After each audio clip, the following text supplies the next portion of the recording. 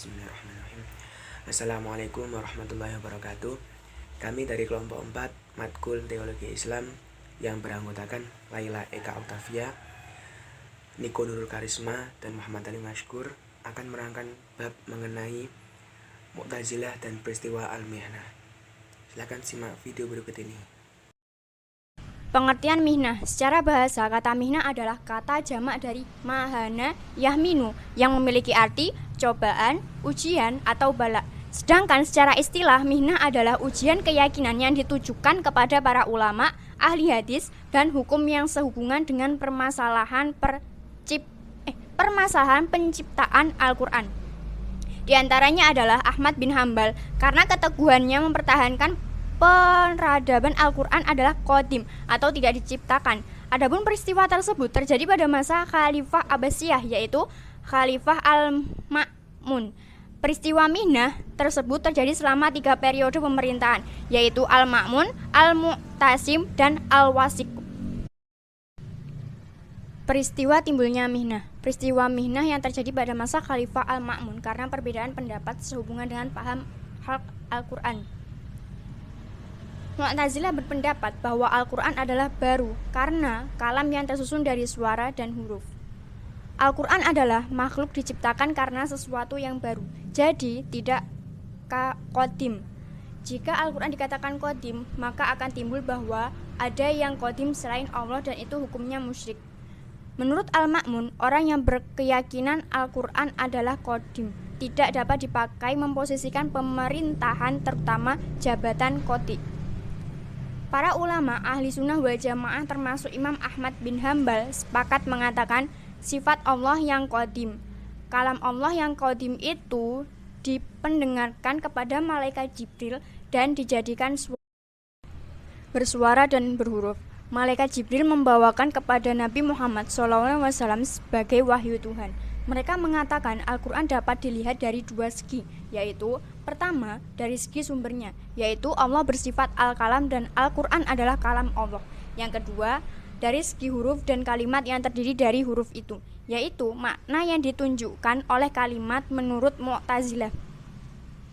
2 segi pandangan inilah yang menjadi sumber terjadinya peristiwa mihnah tersebut. Mu'tazilah menafikan sifat Al-Kalam dari Allah karena termasuk sifat yang baru. Allah berkata kepada Musa, ialah dengan menciptakan kata-kata di pohon tertentu.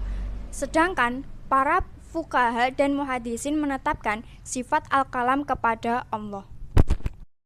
Al-Quran adalah kalam Allah, dan karena itu Al-Quran bukan makhluk sebagaimana makhluk lain.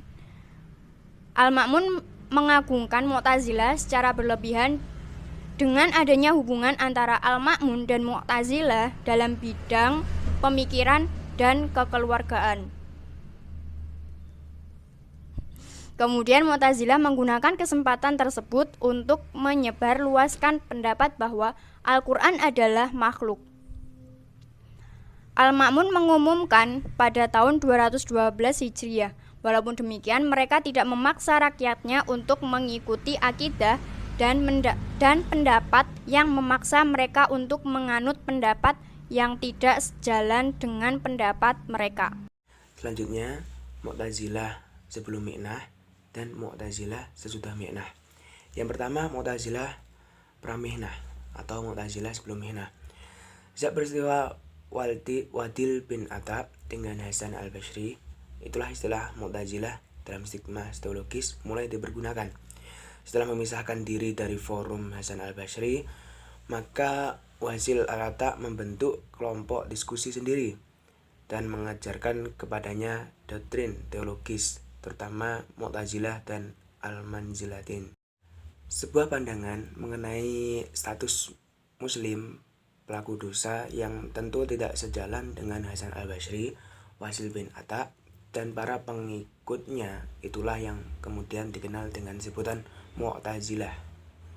Mu'tazilah memang muncul pada masa Bani Umayyah, tepatnya di akhir kekuasaan dinasti Umayyah.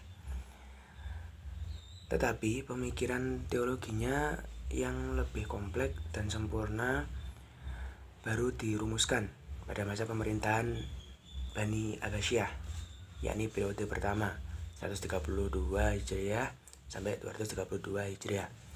Pemikiran teologis Wasil al-Atta sebagai dijelaskan atas makin diperjelasnya dan disempurnakan oleh para muridnya, terutama Abu Zal al-Affal dan An-Nazm, sehingga keberadaannya mungkin menemukan bentuk atau format yang baku. Hal ini setidaknya disebabkan oleh faktor berikut.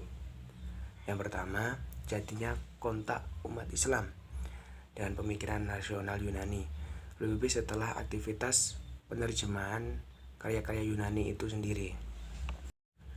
Faktor yang kedua adalah adanya serangan terhadap kepercayaan umat Islam oleh musuh-musuh Islam dengan menggunakan filsafat sebagai alatnya. Pada gilanya terbelakang yang demikian ini memberikan pengaruh terhadap corak pemikiran teologis Mu'tazilah yang bersifat khas. Selanjutnya, Mu'tazilah setelah peristiwa Minah atau pasca Minah. Peristiwa Minah yang digagas oleh tokoh Mu'tazilah dengan memanfaatkan kekuasaan yang ada di masa itu ternyata menjadi bumerang bagi Mu'tazilah. Minah yang sebenarnya lebih dimaksudkan untuk makin memperkuat dominasi dan mengingatkan populasi Mu'tazilah ternyata justru semakin memperburuk posisi Mu'tazilah. Dan sebagai titik awal bagi kemundurannya, tindakan politisasi kekuasaan untuk memaksakan faham Mu'tazilah, terutama faham kemakhlukan Al-Quran, kepada para pejabat dan tokoh masyarakat masa itu, bahkan diikuti dengan kekerasan dan penyiksaan, terutama terhadap fuqaha dan ahli hadis. Setelah memperburuk citra Mu'tazilah dan sebaliknya mengundang munculnya simpati terhadap fuqaha dan ahli hadis, Mu'tazilah menuai banyak ancaman keras dari banyak kalangan, terutama dari fuqaha dan ahli hadis, sehingga keberadaan Mu'tazilah semakin ditinggalkan oleh masyarakat pada masa itu. Terima kasih.